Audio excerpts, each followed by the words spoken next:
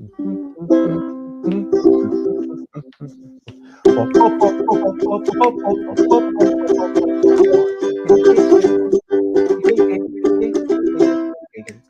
games.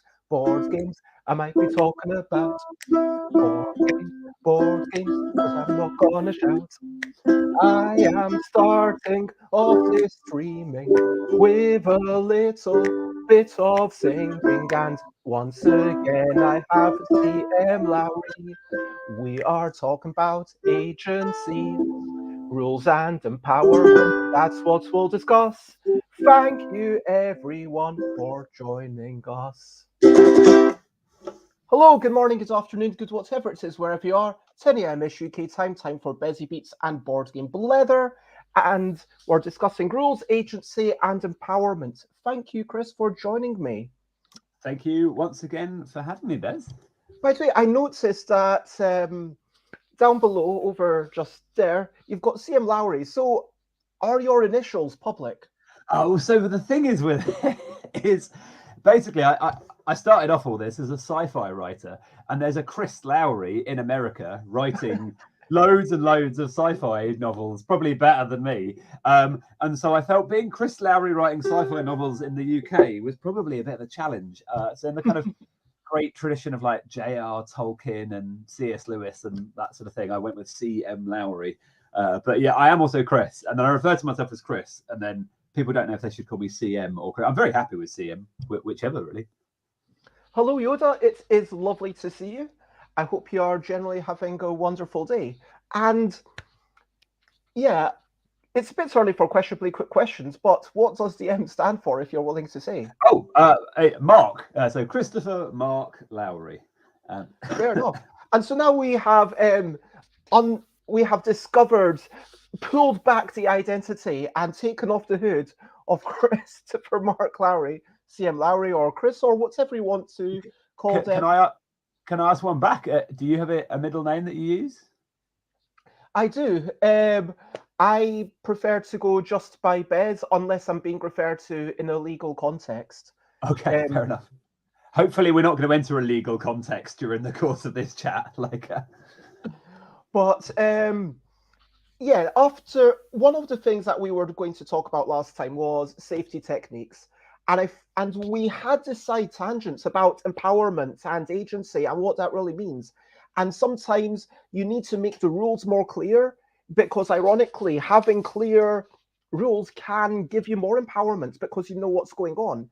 In the same way that by having these safety techniques and saying, hey, this isn't okay, you're more confident to go for the things that are okay. It reminds me of one time I went to a house party, true story. It was a lovely time with a friend and a bunch of people, and then they had little messages on some of the doors saying, please don't go here, please don't open this cupboard.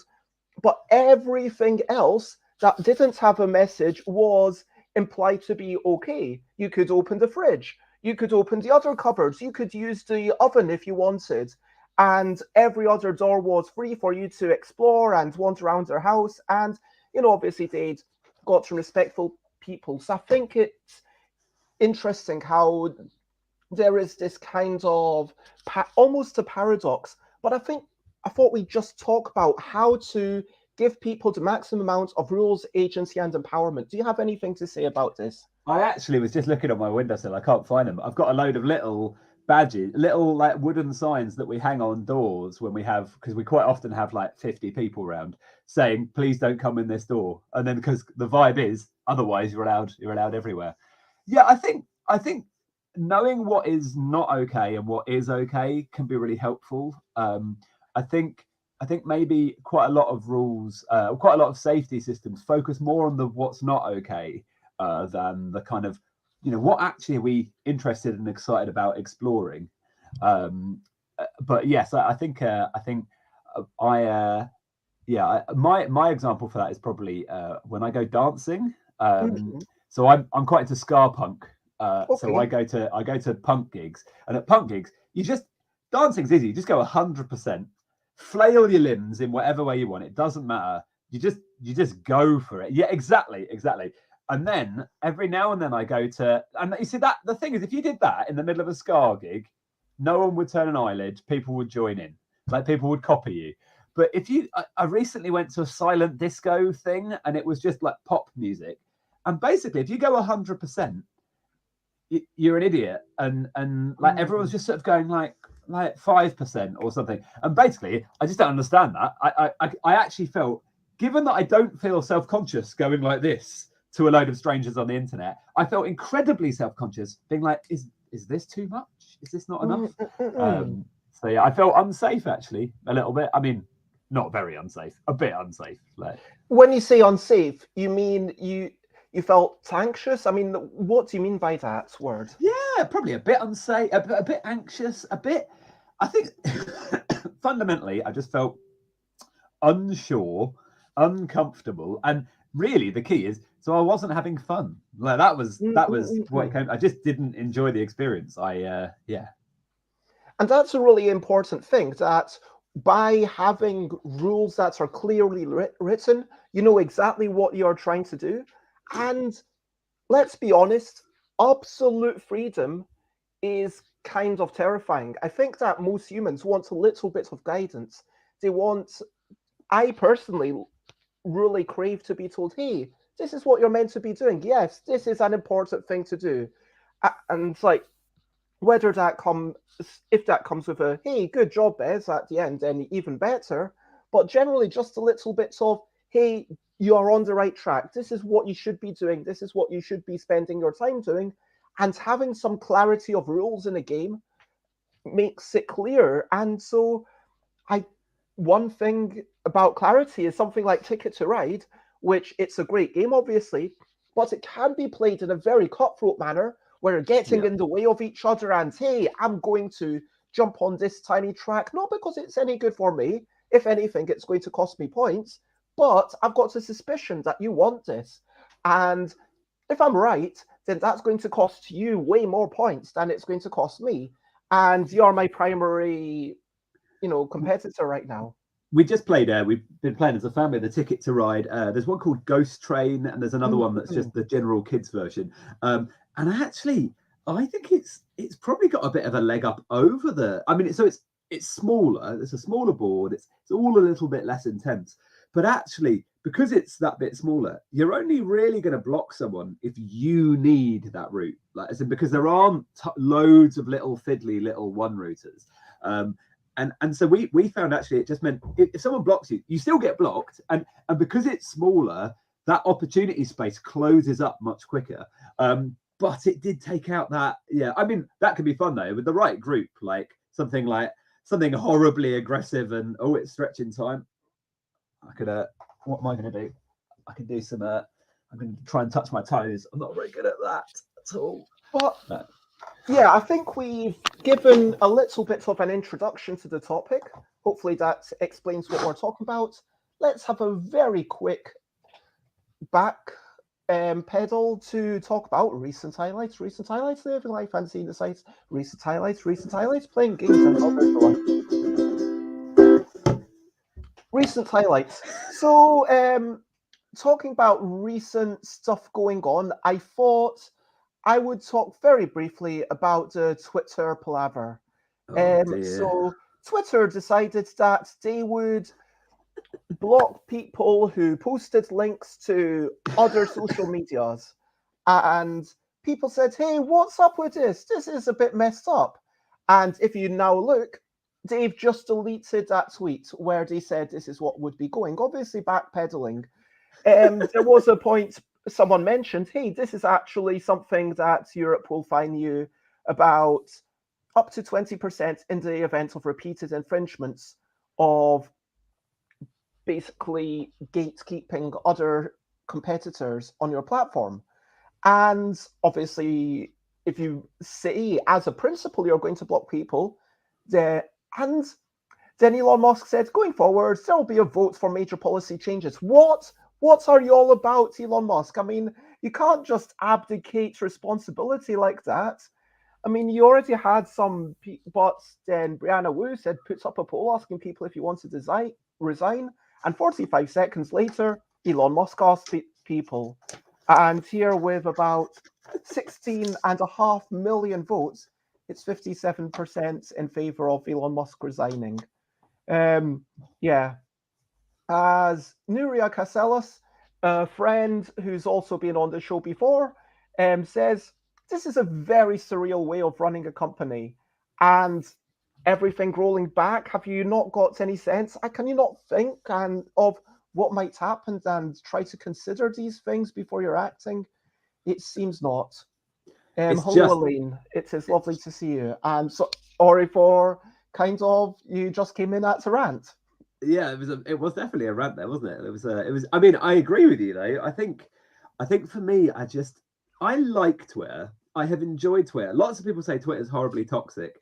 I've not. I mean, and maybe I just steer clear of the worst rabbit holes for that. But I've just found it a place where I've made friends and got to know people, and there's definitely not anywhere else. I haven't explored Mastodon and one of the other 9 million things that have occurred, but I haven't found I've been on it for probably about 15 years, Twitter.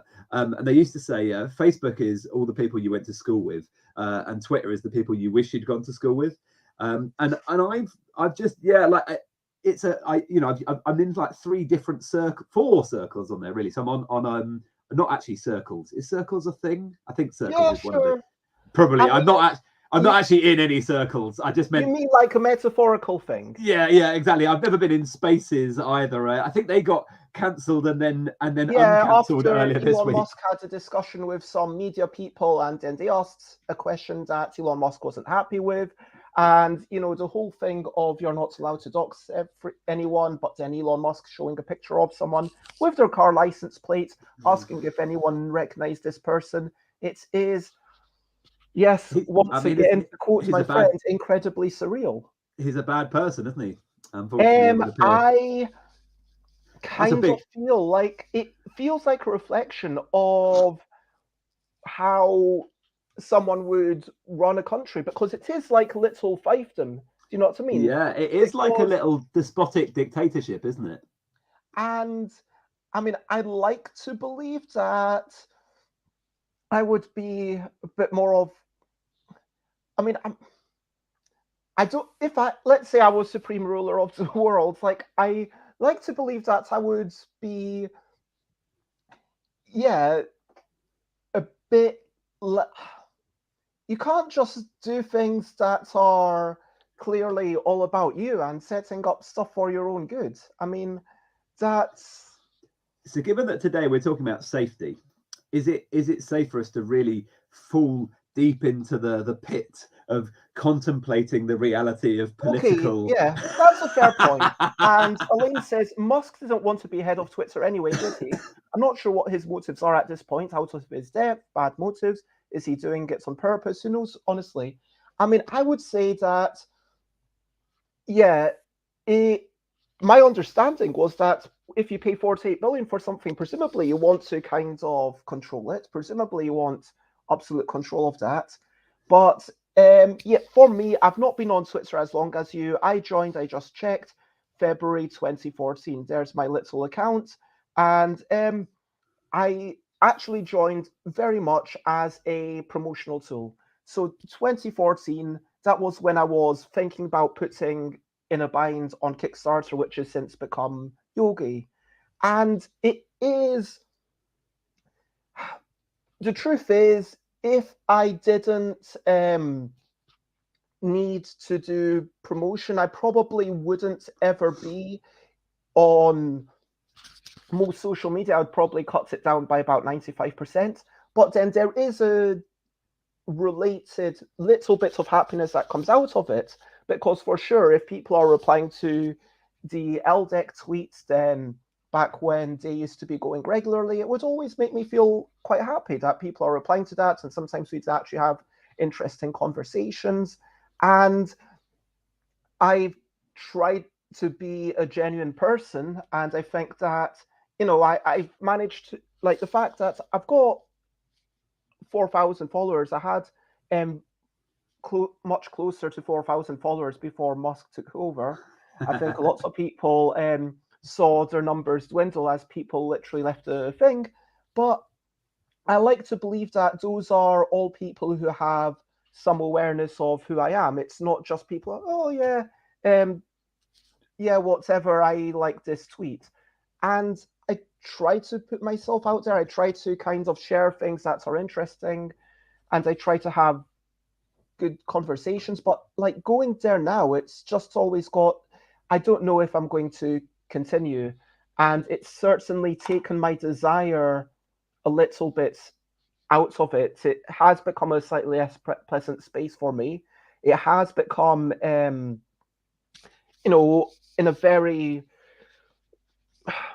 there are definitely bugs on Twitter which have emerged over the past month or so, like little problems that happen here or there, because there's so much going on under the hood that they've constantly got to be fixing things. And Mastodon, whilst I have gone there and it's a pleasant place to be, Elizabeth Hargrave made a point that it doesn't feel like you can suddenly connect to everyone, which is the really nice thing about Twitter. And I understand for some people, they want to be in more of a bubble. But if you want to just be shouting to, hey, I personally love checking out a bunch of art and a bunch of board game people and a bunch of other stuff. But yeah. Yeah, I think outside of the kind of, I think Mastodon and a lot of those, like Discords as well, could be really great, but they are much more closed rather than that thing where you could just encounter new people across the world. I've just dropped a link in our little chat, which you might like to share. It's a really interesting interview with the CEO of WordPress, Matt Mullenweg, who a few years ago, they bought Tumblr, which isn't as big as Twitter, but they bought Tumblr for £3 million. It was one of those ones where it had been bought and sold by like whoever, like, and then like Verizon bought it, and then Yahoo or whatever, and they all spent billions on it, and then it ended up just being. So they bought it for £3 million, and it's a really interesting interview where he takes us through how the decisions they've had to make buying a social network, but not spending 46 billion on one. You know, like 3 million to 46 billion is a vast different, and like they're not. So basically, I think the 46 billion was overpaid, wasn't it? But it is a really interesting article because it talks about some of the safety challenges. Didn't Tumblr then, tank in value because of user behavior afterwards? After Verizon took over, it became more clear and public some of the user behavior. I mean, Twitter also has some of those same problems with user behavior. I think Tumblr has seen a big uptick in people going back to it as a result of the Twitter thing as well. But either way, I'm not saying that Tumblr's. I'm not saying it's brilliant. I just felt like it was important enough to mention, but I don't want this to be the show, obviously. I mean, we could let this be the show if we wanted it to be. Yeah. Elaine says, I joined Twitter in 2009 and have always felt it's quite an overwhelming place for my own brain. I don't think I'm a particularly toxic person, but it certainly made me feel like one. I had to leave for my own sanity. I do check in from time to time, though, to see what people are up to, because I miss a lot of good people there. So, yeah, it is difficult. But other than that, honestly, recent highlights, actually, let's focus on a couple of positive things. I made some really nice food yesterday. Actually, can I even show some pictures? They're not the best pictures, but here I definitely want to see some pictures of some food now. So while you're finding the pictures, I ate mince pies with yogurt on yesterday. That was good. Oh, mince pies with yogurt on. So here we've got chicken and dried noodles, which were boiled and then added in, and a bunch of vegetables from a pack. Sorry about the camera being super blurry. There was a bit of steam coming out of it. But then the sauce, I want to talk about this. It was literally just mustard, chili, and garlic, and it worked so well. And peanut butter with it. Like whole grain mustard, chili, and garlic, nothing else. You also say peanut butter. Oh yeah. Peanut butter. Thank you. Thank you for peanut butter. Thank you for correcting me. I was completely off base there. And that I'm going to use the fact that I'm currently a bit unwell as a kind of thing for my memory. That's not really a highlight or anything. That's just an event. I'm still feeling pretty under the weather, to be honest.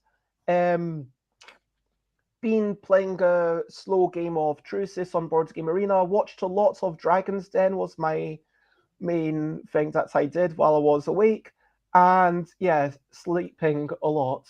But we have water back now. So this is water with effervescent vitamins. So hooray! In the same tomato juice container. I like it.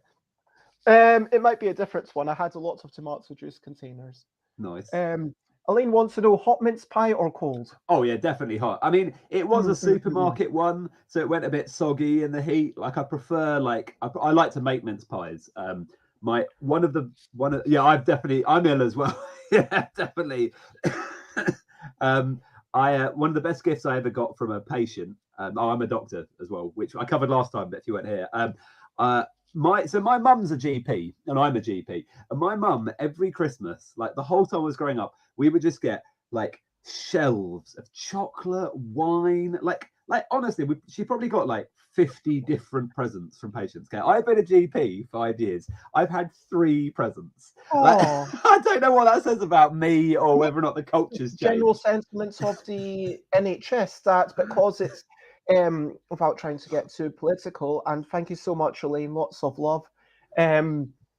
I think that there is, as I understand it, it's a bit of excessive bureaucracy, and there's maybe because of the mismanagement, there might be not the same love that we once had, which is very sad, and it shouldn't.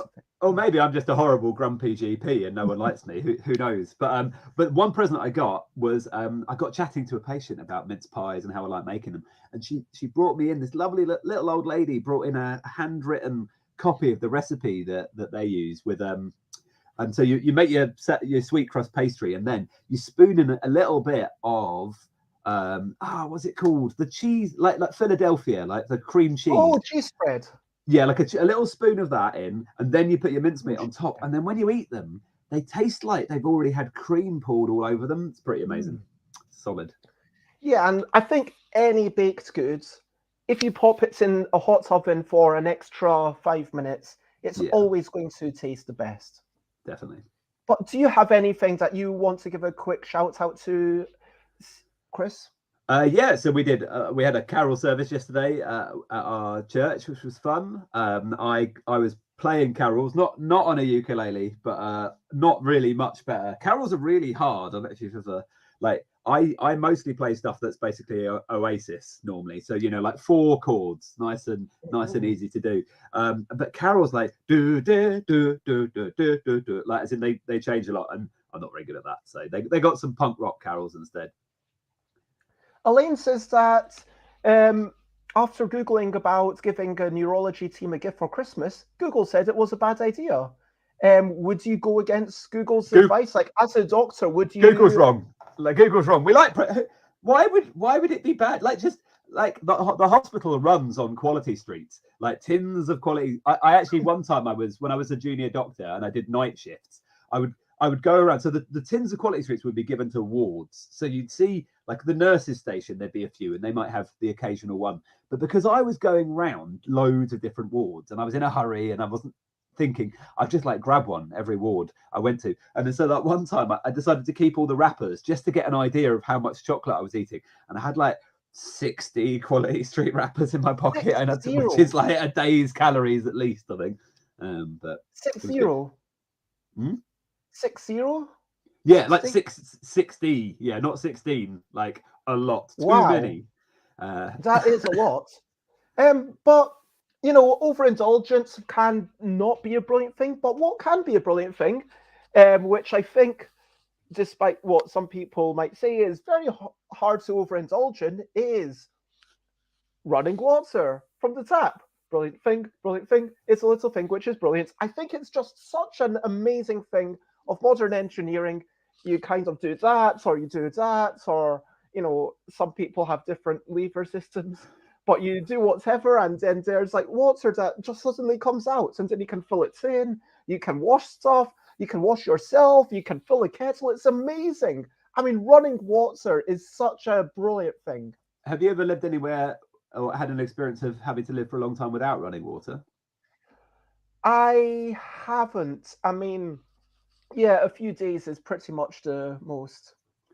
we lived in rural South Africa for a while. Yeah, fancy lever taps, like turning like this. Yeah, we lived in rural South Africa for a year, and we had a really minimal water. Like the water would go. We'd sometimes have like a week without water, and it was quite unreliable. And it was amazing. I think I wrote a blog post about it, actually, that we had this one time where we'd gone and collected some bottled water, or like filled it up from the central reservation thing. And after we'd flushed the toilet, and which we were doing every like 3 days, which is depressing, and like had drunk, we had like about this much water left in the bottle. And so we washed our hands, and it just felt like such a luxury. And it's one of those things that when you've just got it on the tap, whichever lever you've got, you just don't appreciate just how difficult That's why it I think is. that this kind of mindfulness, reminding ourselves of the brilliant things all around us and the opportunities, light bulbs and walls and doors. No, brilliant. Climbing walls. But a quick hello to Jane. Thank you for joining us. Jane says, being vegan in healthcare at Christmas is tough, but probably good for the waistline. I will say that, let's get rid of that banner. I do think that dragon meat taught me that I should probably get rid of more of my chocolates after a convention, because true story, the week I had a chocolate tasting, it was just me and Josie. We had a few chocolates on the Friday night, then we ate the chocolates over Saturday, then there were like a good bunch of chocolates left. But you know what I should have done? Just like the two that were our favorites, I should have given like one to me, one to Josie, and like the other ones were all good. They weren't bad. It was just, they were maybe 6 or 7 out of 10, as opposed to 10 out of 10. You know what I mean? And so all the other things, it should have just been, hey, do you want to borrow chocolates? It's vegan. That's what I'm going to do next time I have a chocolate tasting like at Terracon. I'll make sure to give it all away at the end. Josie, what do you have for Christmas Day? Oh, that's Jane. Oh, that was Jane. Sorry. So Jane has also helped me, but Josie was helping me at Dragon Meat. We're vegetarians, so at Christmas we make a quirky.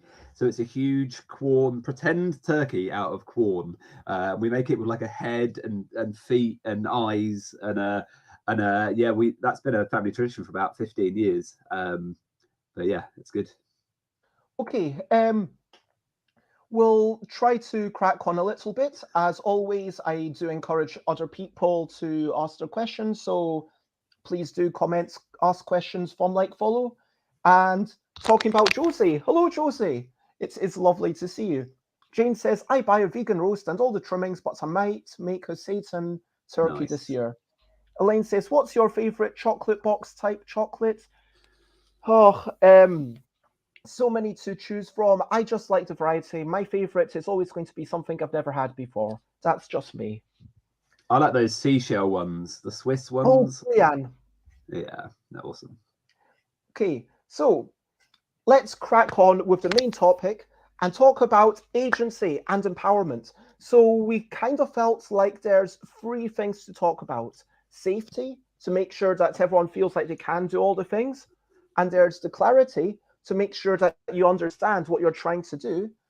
And sometimes a framework to give yourself a bit of an idea, because if you're trying to be creative, sometimes you need a little bit of guidance along the way, if that makes sense. Yeah. And so shall we talk about them in reverse order?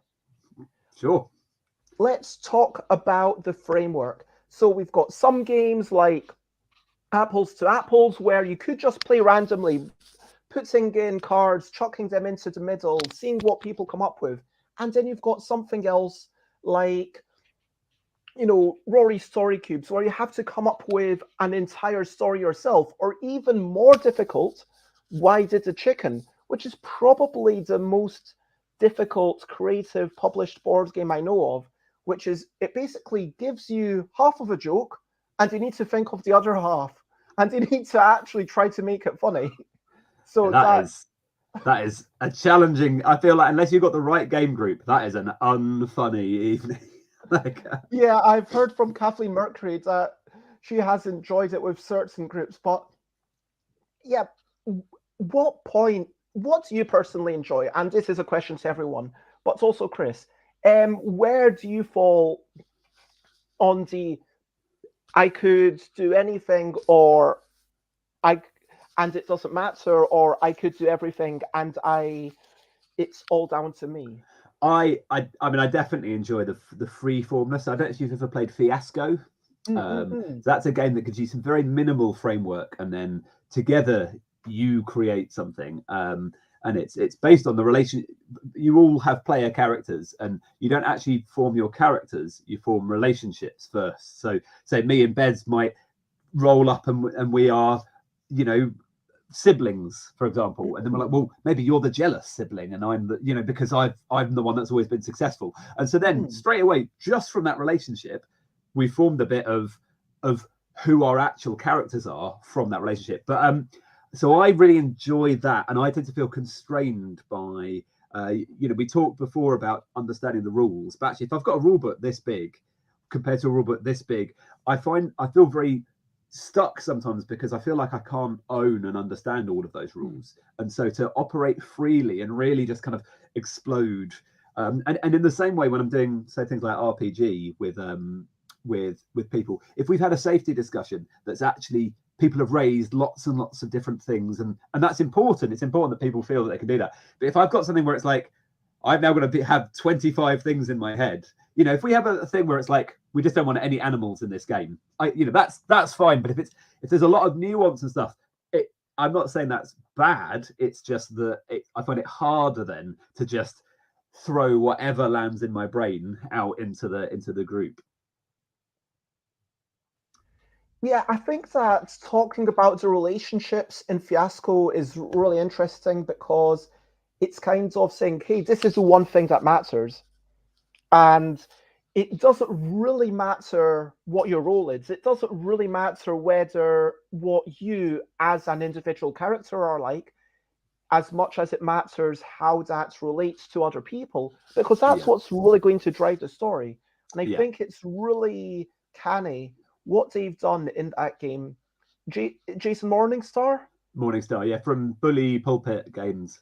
Yeah, so Morningstar created an amazing system where I think that focusing on, okay, what actually drives stories, it's not the individuals, it's the experiences. Elaine says, I found that with Once Upon a Time, I loved that game, but tried it with the wrong group, and it was awful. The good thing about Fiasco is that if you can't think of something, you can get someone else to think of it for you. The black die versus the white die. So what happens once you've made your characters, the game goes in a series of scenes. It's quite cinematographic, so it even encourages you to do like flashbacks or things like that.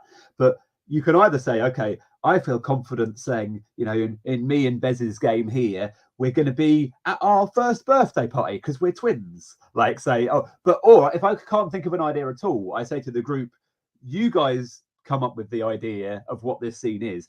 And then what happens is, if you've come up with the idea, you don't get to decide how it ends for your character. So if I've come up with a birthday party, Bez is the one that gets to say if it ends well or badly for my character at that first birthday party. I kind of want to play this game now. I mean, Fiasco is brilliant, and I mean, we could up.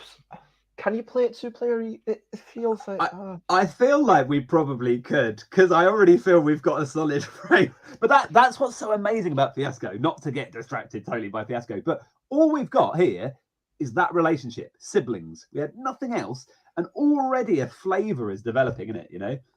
I think there's one thing to note is that there's two kind of sets of rules going on in the game. One is the literal rules of the game that you agree to, that you say, yes, I understand these rules, and sure, you can teach me the rules and I will do what the rules say. And then the other is the unspoken rules of the magic circle, maybe the general rules of society. Like, I mean, presumably don't punch the person opposite you in the face is a fairly obvious one. But of course, there might be a situation where it's like, okay, I am going to start doing stage punches because we are LARPing, and I will come up and go, and you know that you have to react to it, because otherwise, if you go and you just stand there, then that kind of breaks the fiction. but it's about not just what is allowable within the rules of the game, but genuinely what are people comfortable with? Are people comfortable with having this story get a little bit racy? Are people okay with in Ticket to Ride you playing to block the other person? Are people okay with me playing this card? Because sometimes I guess maybe we should talk about safety techniques unless Yeah. And I think so. At its core, if those of you, I mean, I imagine if most people listening are aware of this sort of stuff, but safety is often a chat that you would put at the beginning of a role play game, just to make sure everyone is on the same page about some of the content that's going to happen, and if there's any areas that shouldn't be explored. So you talked about things getting a bit racy. If people aren't happy with romance, pretend romance happening between players, or that sort of thing. And for most games I play, actually, I don't really tend to use a tool. So there's a number of different tools. So classic ones are lines and veils. And the X card is a good one. So the X card is just a card with an X on the table, and you just touch that. If you enter any, there you go. If you enter any areas that you feel uncomfortable with, you can just touch the X card. You don't need to explain why you're touching it.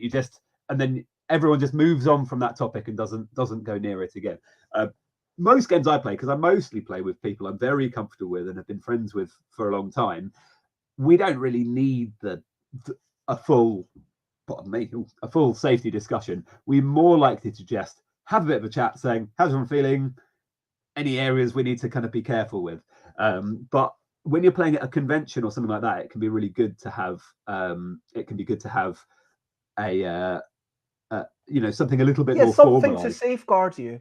And you've talked about your yes, no, maybe, which is interesting because normally safety techniques focus on the no's and everything else is implied as a yes.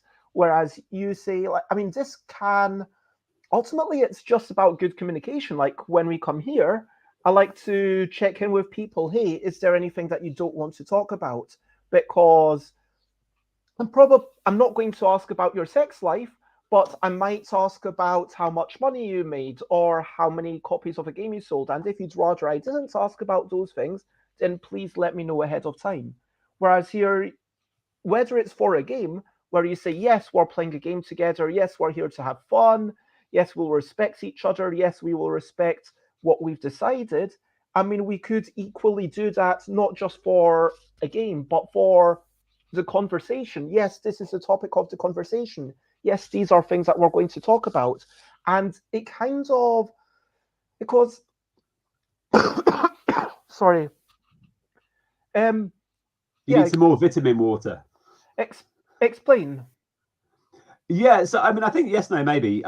A lot of the tools I actually find lines and veils hard for me conceptually to understand. But yes, no, maybe it's kind of in two things. So one, you could kind of ignore everything that's written and just with your group just go, okay, yeses, what do we want to cover? No's, what are we not covering? Maybes, is there something you are a bit unsure about and we need to be careful?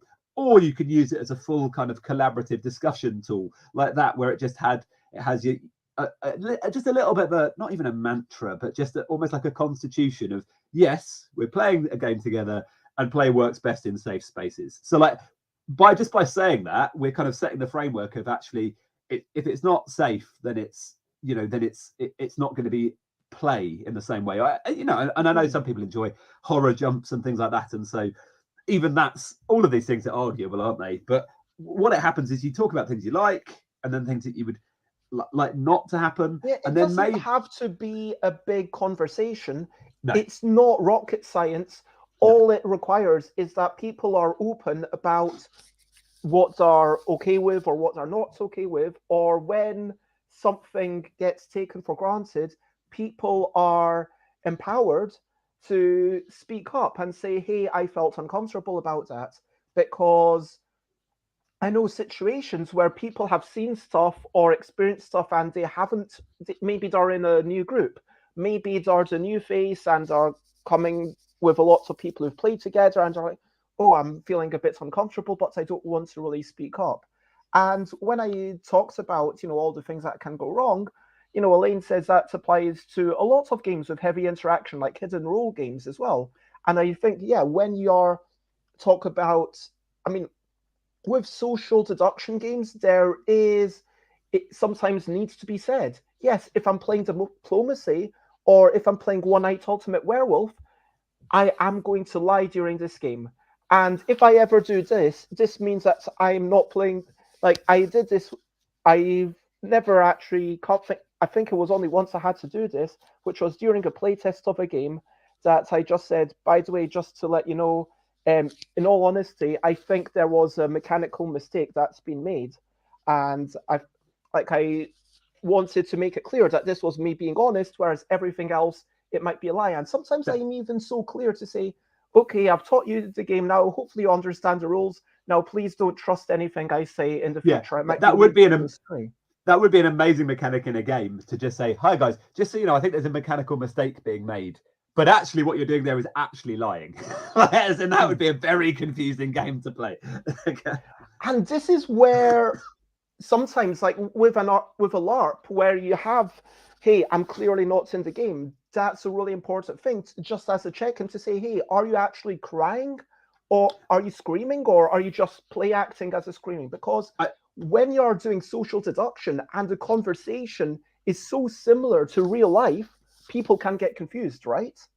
I think there is such a thing, and we don't talk about it very much, but I think the problem is with safety as well as it's not actually a zero-sum game, as in there is a cost to safety as well. And I'm not saying it's a bad thing. It's a bit like when you go and see the doctor. When you come and see me with your sore throat, which sounds like both of us have got, I'm not going to send Bez for a blood test. You've probably just got a cold. You'll probably just get better. Watch some Netflix, eat some ice cream. You'll be fine. But actually, to be as maximum, I regularly tell patients to go home, eat some ice cream, and watch Netflix. Why ice cream? Well, just because it's nice, isn't it? Soothing for sore throats. There's good vegan options. It's all fine. But the thing is with that is actually what I could do is a brain scan and a blood test and an X-ray but all of those things cost your time, they cost money. And in the sense, I went to a thing a while back, and the safety chat, we did an online thing, and I think we only had 2 sessions, and one of them was an hour and a half safety chat, and then the other thing was a 2-hour gaming session. And I just felt like it was. I also felt we ended up with if you're only playing for a limited amount of time, I would agree. You don't want half of that time to be talking about safety, but there is a way to have that conversation and do it in a very quick and brief manner. Yeah, and that was kind of what I was aiming for with Yes, No, Maybe. Much like D&D, not for me, but if you love it, if you love a very in-depth, detailed safety demonstration, and especially if people are walking with more kind of trauma and more hurts, it needs to be safer for you, and that's fine. I think sometimes it's fair to ask yourself, am I playing with the right group as well? If you're needing so much support around you to facilitate play, it may be great and you may have a brilliant time, but it's just worth considering, actually, am I going to have more fun, and is it going to be easier playing with people I'm more comfortable with, which isn't always an option for all of us, obviously. But I think that kind of makes me think of having the clarity of what this game is and about aligning yourself not just with what the game is, but with what everyone else is trying to do. I mean, it's been said that people play games for different reasons. Some people might be playing games in the most cutthroat, competitive manner ever, and some people might just be trying to do stuff randomly and trying to explore what's going on in the game. Some people might be wanting to do stuff kind of randomly and just explore a nice time with their friends. And if you have... Sorry, it's like if we say we're going to play Morkborg, and then you say, I've got an issue with gore and horror, you're like, I feel like when we signed up to play this, we already have kind of, the alignment and the clarity. But even within one single game, there's a lot of different ways you could approach that one game. I mean, we've talked about how, Ticket to Ride is and Carcassonne are examples of games where you can be super cutthroat, but some people don't choose to play it in that way. Some people have these unspoken house rules where they are actually a little bit more friendly to other people. They only lay track if it's part of their own routes or if they're going to get a lot of points for it. And have you ever played non-cutthroat Carcassonne? I've seen it, yes. Fair enough. I don't know. Taking the fields, that's my. I've ruined myself by trying to be too cutthroat many times. But I think that what you say is exactly right. I mean, every game does come with a set of expectations, Yeah. and I almost think that this is a big problem with GURPS, for example, where by trying to be generic and universal, that means that you have no idea what you're getting into. And any game that tries to do too much means that some people are going to come to it hoping for different experiences and end up having a bad time. Whereas I can show off a LARP that I made. I mean, just because it's something that I made, Dungeons and Therapy, where I say to people, yeah, this is going to talk about mental health, this is going to talk about depression, and like I list off the things. And if any of these are, some of them are definitely going to be in the game, some of them are possibly going to be in the game. If there's any issues there, then okay, some of them you just can't play, and that's the way it is. But some of them we can negotiate around them. So let's talk about it very quickly. And for a 3-hour game, I do have half an hour of debrief because I think that debrief is both, well, I kind of make games for my personal taste. I think it's not only important for your mental safety, but I think it's also really enjoyable to kind of try it. Have we got the stretching time as well? And I think I do agree. And even though Mortboard's actually a great example because I've played that with 7-year-olds with no gore and no death, which is ridiculous for most games of Mortboard. So and the stuff I've said about, are you playing with the wrong group? Play with whoever you want to. I'm just saying, absolutely. If you play and go, I just didn't really have fun, and that was a lot. Then those are like it's like a debrief, isn't it? You sometimes these are things you learn as you go through that there are certain ways that you like to have fun more than others. I mean, Jane often sees no blocking in the game titles on the Ticket to Ride app, which is really fascinating because I would have thought that people playing in a custom application for Ticket to Ride would be But Elaine says, I like the idea of the X card, but I would worry that if I was in a new group, I'd bring unwanted attention to myself. I think I'd rather have expectations clearly laid out beforehand. Lampshading can sometimes be an issue when role-playing. I think that's, I've absolutely having that clarity and that upfront information, I think, is super important. I played at a con I was playtesting. A bit of a plug. I was playtesting Tyrannosaur Inside, and my daughter was playing, who at the time I think she was 8. And I explained, we talked about safety card, we talked about X, and we decided to use that. Just make that motion if you're uncomfortable. And then later in the game, my daughter decided to use this, to co-opt this to mean I'm going to murder everybody in the room, which was quite unhelpful. Her co-opting the literal safety mechanic to make to broadcast her intentions to be as unsafe as physically possible. But that's the joy of children, isn't it? Sometimes. And I guess this brings us to like the last thing, which is about, again, the clarity, not just what you're going to get into, but having it be clear what you can do, what you can't do within these rules, because sometimes, especially with a role-playing game, especially with something that's a bit more about the improv, it's fine to have woolly areas where you just make it up as you go along. In a game about self-expression, that's part of the joy. But in a game where I'm thinking, okay, I want to strategize and try and maximize my potential to make the best farm or the best 19th century empire or the best Space Weasel. I don't know. I want to play Space Weasels, definitely. It's a mechanical Space Weasel. You build up your robot Space Weasel, and then all the little ferrets come in, and I think it's powered by acorns. I know it's a bit kind of squirrely. Are you burning the acorns? Anyway, but the point is but that like you know exactly what you can do. You don't have this issue of, oh, I got to the end and I thought that this card was going to allow me to activate that and that, but you're telling me it only allows me to activate that. That messes up my whole plan, and you've been building up this strategy, and then it just falls apart. I think actually, in a way, I wonder if safety is almost more important in board games that have that rigidity than is in RPG. I'm not saying it is more safe, because I think there's more grey area that you can go off the lines in RPG. But in RPG, what you can do, like you said, is you can say, nope, actually, we're not doing that. That whole thing didn't happen.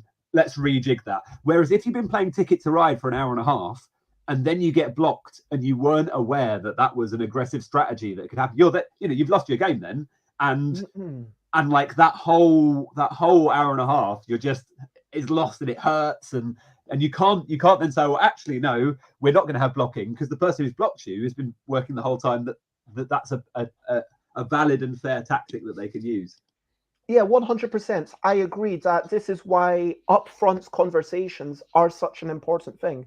And if you don't have an upfront conversation, I would suggest that anything within the literal rules of the game is fair game. I mean, assuming that you're not doing something that's obviously, like, there's obviously a limit to that. And now a nuclear bomb lands in the middle of the Ticket to Ride board. Everyone blows up, and only my city survives. That would probably not work in most Ticket to Ride games. No, but I just mean things like, I don't even want to talk about the things that I'm kind of thinking about, because, Fair enough.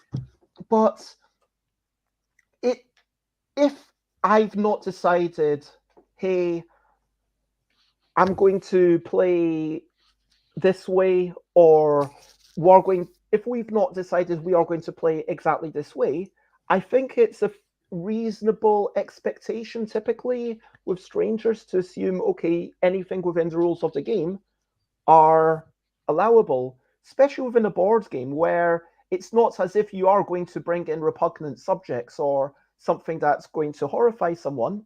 I mean, within the mechanics of the game, if I can play a card on you that forces you to be wiped out for the entire rest of the game, I don't think that should be a bad thing as a human to do within that game if it improves my chances of winning, because obviously life matters more than whatever we do within the Magic Circle. I'm not saying that I must win at all costs, but it does feel like anything we are allowed to do is an affordance that, without actually taking that up, without embracing that, we are only playing half the game almost. Do you know what I mean?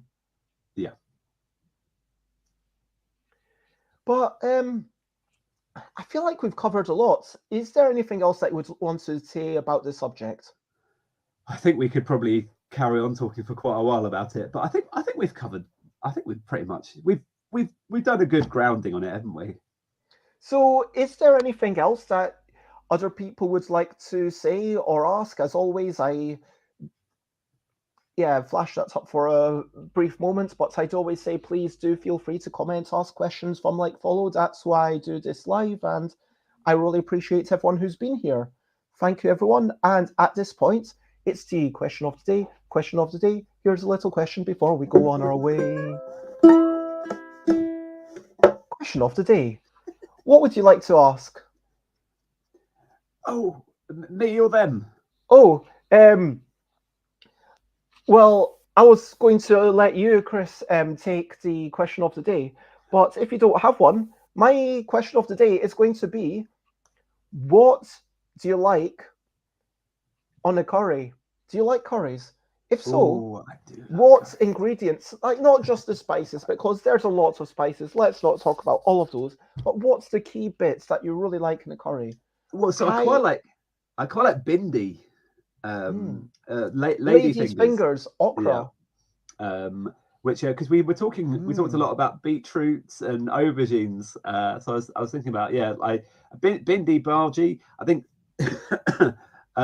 I had a curry the other night. We did one of those things where you can't be bothered to cook, and you go in the top of the freezer and you have a look and you see what old takeaway containers are there from possibly 3 to 6 months ago. And there was a dal that I'd made, like a lentil like puree sort of thing, and then there was an unspecified dark red curry which we had and was unbelievably spicy. I had to have quite a lot of yogurt on that. It's good. Nice. Yeah, okra and aubergine are two of my favorite vegetables. I know that I think you mentioned you're not a fan of the latter, but I love them both. It's like soft, there's a unique taste, there's just so much flavor going on there for me. I think also just tomatoes. I mean, without I'm a bigger I know you've got the tikka masala, which and other stuff, but I think that for me the tomato based sauces are the best. I think my favorite dish is probably the paneer shazlik. I don't know if you know the Mm. shazliks, which are like the sizzly dishes that come out like Mm. and everyone in the restaurant looks.